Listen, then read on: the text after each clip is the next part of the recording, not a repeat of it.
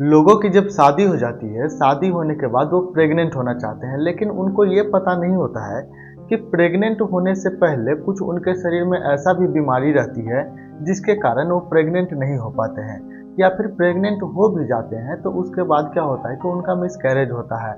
ऐसा बहुत सारे केस में देखा जाता है। तो इस वीडियो में ये जानते हैं कि प्रेग्नेंट होने से पहले शरीर में कौन कौन सी बीमारी हो सकती है या फिर होती है, और इससे कैसे बचा जा सकता है, और ये बीमारी से शरीर में क्या क्या प्रभाव पड़ सकते हैं। तो हेलो दोस्तों, मैं डॉक्टर प्रीतम कुमार। आज इस वीडियो में जानते हैं कि प्रेग्नेंट होने से पहले शरीर में कौन कौन से बीमारी होती है। तो वीडियो में महत्वपूर्ण जानकारी दी जाएगी, तो वीडियो को लास्ट तक देखिएगा। अगर चैनल पे नए हैं तो चैनल को सब्सक्राइब कर लीजिएगा। तो सबसे पहला प्रॉब्लम होता है एनीमिया, यानी कि खून की कमी। ये बहुत कॉमन ही देखा जाता है, खास करके जो लड़की होती है, जो वुमेन्स होती हैं, उनके अंदर क्या होता है कि खून की कमी पहले से ही होती है, क्योंकि उनका खान पान ही ऐसा होता है।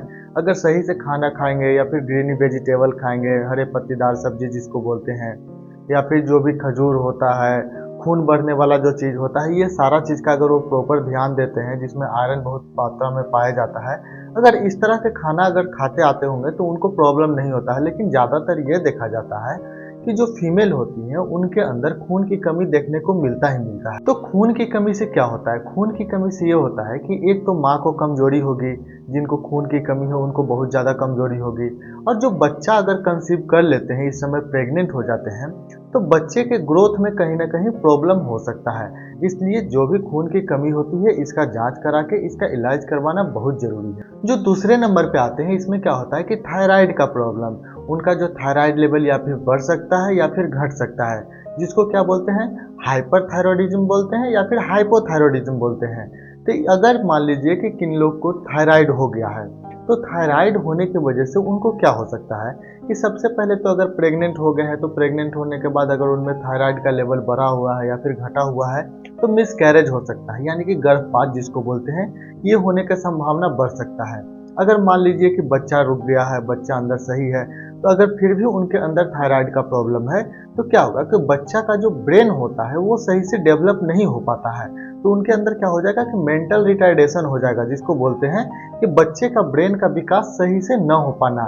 ये क्या होता है, थायराइड के प्रॉब्लम की वजह से होता है। इसलिए इस दौरान थायराइड की जांच बहुत जरूरी है। जो तीसरे नंबर पे आते हैं, ये क्या होता है कि डायबिटीज, यानी कि मधुमेह, जिसको शुगर भी बोलते हैं। इस दौरान क्या होता है कि अगर मान लीजिए कि जिन लोगों को अनकंट्रोल डायबिटीज है, जो प्रेग्नेंट होने से पहले ही उनको डायबिटीज है, जिसको क्या बोलते हैं कि प्री गेस्टेशनल डायबिटीज बोलते हैं, अगर ये बहुत ज़्यादा है तो क्या होता है कि बच्चे में प्रॉब्लम कर सकता है। बच्चा का जो विकास होता है काफ़ी तेज़ी से होता है, बच्चा बहुत बड़ा होता है। हो सकता है कि जैसी वो प्रेग्नेंट डिलीवरी हो जाए, डिलीवरी होने के बाद जो बच्चा बाहर आता है, तो उसके अंदर शुगर की मात्रा ज़्यादा होता है, तो इंसुलिन अंदर नॉर्मल निकलता है, शुगर का मात्रा ज़्यादा होता है। तो इंसुलिन का भी काम क्या होता है कि काफ़ी ज़्यादा काम करना। जैसे ही माँ के अंदर रहता है तब तक तो ठीक रहता है, लेकिन जैसे ही वो बाहर आता है तो क्या होता है कि उसको शुगर उतना मिल नहीं रहा है, कार्बोहाइड्रेट उसको बच्चा को उतना मिल नहीं रहा है, और इंसुलिन बहुत ज़्यादा निकल रहा है, तो जिसकी वजह से क्या होता है कि सडनली बच्चा का डेथ हो जाता है। इसलिए डायबिटीज बहुत ज़रूरी होता है चेक करवाना। अगर कंसीव करने से पहले आपका सारा कुछ सही है डायबिटीज में, तो कोई प्रॉब्लम नहीं है। अगर नहीं सही है तो फिर वो मेडिकेशन देकर उसको ठीक किया जाता है। इसका एक रेंज होता है, जैसे कि मान लीजिए कि आपको जब टेस्ट करवाया जाएगा, तो टेस्ट के दौरान 75 ग्राम ओरल ग्लूकोज दिया जाएगा। जो शुगर होता है उसको 75 ग्राम मुंह से लेना होता है, और उसके बाद इसका एक चेक होता है, जैसे 1 घंटा के बाद चेक होता है, 2 घंटा के बाद चेक होता है, फिर 3 घंटा के बाद चेक होता है। इसमें अगर मान लीजिए कि 75 ग्राम आप शुगर लिए हैं, 1 घंटा के बाद अगर आपको चेक होगा तो उसमें क्या होगा, उसका रेंज 180 के आसपास आएगा। अगर वही 2 घंटा का रिपोर्ट आएगा तो उसमें 150 से लेकर 155 के रेंज में आएगा। अगर मान लीजिए कि 3 घंटा के बाद उस ब्लड का सैंपल देखा जाता है, तो उसका जो रेंज होता है अप्रॉक्स 140 से अगर ज़्यादा है तो आपको जीडीएम है, अगर 140 से ज़्यादा है तो कहीं ना कहीं डायबिटीज का प्रॉब्लम है। या फिर इसमें से एक टेस्ट भी करके देखा जाता है, जिसमें कि पिछले 3 वीक का जो या फिर 3 महीने का जो अप्रॉक्स जो टेस्ट होता है उसको यहाँ पे चेक किया जाता है, जिसमें HbA1c जिसको बोलते हैं, वो जैसे तुरंत नहीं होता है, ब्लड का सैंपल लिया जाता है, पिछले 3 महीने का जो भी उसको डाटा होता है वो डाटा आपको मिल जाता है, और इसका जो रेंज होता है नॉट मोर देन 7% होता है, यानी कि 6.5 या फिर 6.7 जो होता है नॉर्मल होता है। अगर 7 से ज़्यादा है तो कहीं ना कहीं आपको प्रॉब्लम है। तो इस तरह से डायबिटीज का चेक किया जाता है। जो चौथे नंबर पे आते हैं, इसमें क्या होता है कि ब्लड प्रेशर, यानी कि हाई ब्लड प्रेशर, जिसको हाइपरटेंशन भी बोलते हैं, ये भी बहुत ज़्यादा खतरनाक होता है। और ये जो ब्लड प्रेशर बढ़ता है प्रेगनेंसी में, जिसको बोलते हैं प्री एक्लेम्सिया। एक एक्लेम्सिया होता है, एक प्री एक्लेम्सिया। प्री एक्लेम्सिया उसको बोलते हैं प्रेग्नेंट होने से पहले ही आपको अगर ब्लड प्रेशर बढ़ा हुआ है, हाइपरटेंशन है, तो ये प्री एक्लेम्सिया हो गया। एक्लेम्सिया वो होता है जैसे 20 वीक के बाद, यानी कि 20 वीक आपका प्रेगनेंसी हो गया है, वहां से अगर उसके बाद अगर आपको ब्लड प्रेशर चेक किया जाएगा, अगर बढ़ा हुआ दिखता है तो वहां से वो एक्लेम्सिया हो जाता है, यानी कि। लेकिन यहाँ पे हम लोग बात कर रहे हैं कि पहले का, यानी कि प्रेग्नेंट होने से पहले का, तो ये क्या होता है प्री एक्लेम्सिया हो जाएगा। और इसमें क्या होता है कि जो ब्लड प्रेशर जो होता है 120 से ज़्यादा होता है, यानी 130/100 हो गया, 140/100 हो गया, तो इस तरह से इसको चेक किया जाता है। और जो 5वें नंबर पे आते हैं वो होते हैं इन्फेक्शन, यानी कि प्रेग्नेंट होने से पहले ये सारे इन्फेक्शन का टेस्ट करवाया जाता है कि कहीं ये इन्फेक्शन तो आपको नहीं है, जैसे रूबेला हो गया, टीबी हो गया, हेपेटाइटिस बी हो गया, HIV हो गया।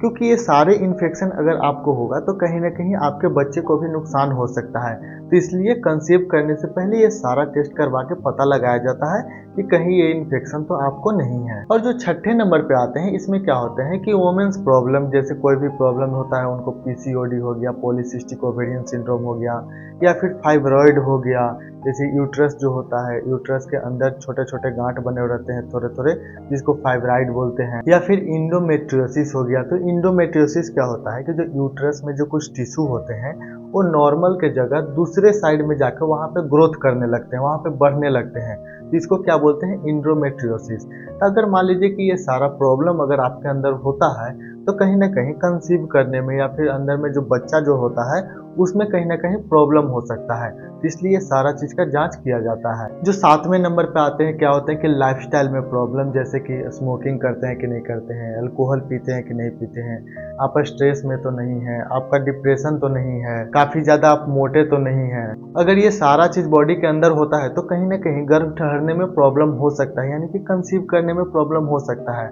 अगर मान लीजिए कि कंसीव कर भी लिए, आप प्रेग्नेंट हो भी गए हैं, तो मे भी हो सकता है कि मिसकैरेज के चांसेस बढ़ सकता है। तो इसलिए अगर मान लीजिए कि आप स्मोकिंग करते होंगे या फिर अल्कोहल पीते होंगे तो ये सारा चीज आज से ही छोड़ दीजिए। और जो 8वें नंबर पे आते हैं, ये क्या होते हैं कि जीनेटिक डिसऑर्डर, जैसे क्रोमोजोमल डिफेक्ट हो गया, या फिर थैलेसेमिया हो गया, या फिर कोई फैमिली डिसऑर्डर होता है जिसमें कि एक फैमिली से दूसरे फैमिली में जाता है। तो इस तरह का कोई भी प्रॉब्लम होता है तो कहीं ना कहीं आपके बच्चे को भी नुकसान कर सकता है। तो इसलिए जितना पैरामीटर अभी बताया गया है, तो ये सारा चीज़ प्रेग्नेंट होने से पहले चेक किया जाता है। अगर इसमें से किसी भी तरह का प्रॉब्लम होता है तो पहले उसको ठीक किया जाता है, या फिर कंसीव कर लिए हैं तो उसका जो मेडिकेशन होता है साथ साथ चलते रहता है, ताकि जो आपका जो बेबी है उस पर कोई इफेक्ट ना पड़े। तो ये था जानकारी कि प्रेग्नेंट होने से पहले शरीर में कौन कौन से प्रॉब्लम हो सकते हैं। अगर आपको ये वीडियो पसंद आया होगा तो प्लीज़ चैनल को सब्सक्राइब कर दीजिएगा, और कमेंट करना बिल्कुल नहीं भूलिए अगर किसी भी तरह का आपको डाउट हो तो, या फिर कोई भी क्वेश्चन पूछना चाहते हैं तो, या फिर आप हमें पर्सनली कांटेक्ट भी कर सकते हैं। तो मिलते हैं अगले वीडियो में, तब तक के लिए धन्यवाद।